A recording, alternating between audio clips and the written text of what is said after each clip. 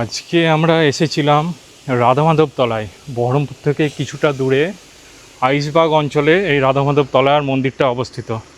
আর কিছুটা গেলেই লালবাগে পৌঁছে যাওয়া যাবে। এই হচ্ছে এই মন্দিরের প্রবেশ পথ। আর বহরমপুর থেকে আসতে হলে তোমাদেরকে পীরতলা দিয়ে ডাইরেক্ট এই রাস্তায় এসে পৌঁছাবে। আর লালবাগের স্টেট হাইওয়ে দিয়ে এলে এই রাস্তাটা পড়বে। আজকে মন্দির একদম ফাঁকাই রয়েছে। আমরা আগে ফোন করে জানিয়ে দিয়েছিলাম এখান থেকে প্রসাদ গ্রহণ করব বলে, আর আগে থেকে ফোন না করলে প্রসাদ পাওয়া মুশকিল হবে। আগে থেকে ফোন করে দিয়ে তারপর এখানে এসে কুপন নিয়ে নিতে হবে। এই হচ্ছে মন্দির চত্বর। এখানে বড় একটা গোশালা রয়েছে। আর এই দিকে যে দেখতে পাচ্ছ পিছনে বড় এলাকা, এখানে উৎসবের সময় খাওয়ানো হয়, তখন প্রচুর লোকের ভিড় থাকে। এখন তো একদম ফাঁকা। এই সামনে কিছু জুতো রাখা রয়েছে, এই কজনই লোক এসছে।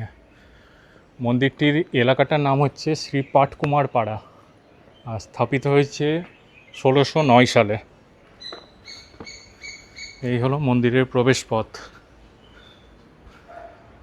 প্রবেশপথে এরকম দেওয়ালে শ্রী বিষ্ণুর অনন্তনাগের উপরে শুয়ে থাকা মূর্তি আঁকা রয়েছে। তারপরে আমাদের গৌমাতার একটা সুন্দর মূর্তি, তাতে সমস্ত দেবী দেবতার ছবি রয়েছে। আজ মন্দিরটা এত ফাঁকা রয়েছে, সেই জন্য খুব ভালো লাগছে। ভিড় হলে এখানে পা রাখার জায়গা থাকে না। এই মূর্তিটি রয়েছে, এনার নাম হচ্ছে গোস্বামী প্রফুল্ল চন্দ্র সান্যাল।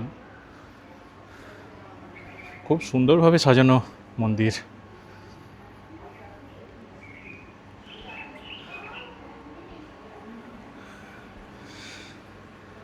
বহরমপুর শহরে যারা থাকো তারা এই মন্দিরের নাম নিশ্চয়ই জানো। আমরা এখানে আসি মাঝে মধ্যে, কিন্তু কখনো ভিডিও বানানো হয়নি।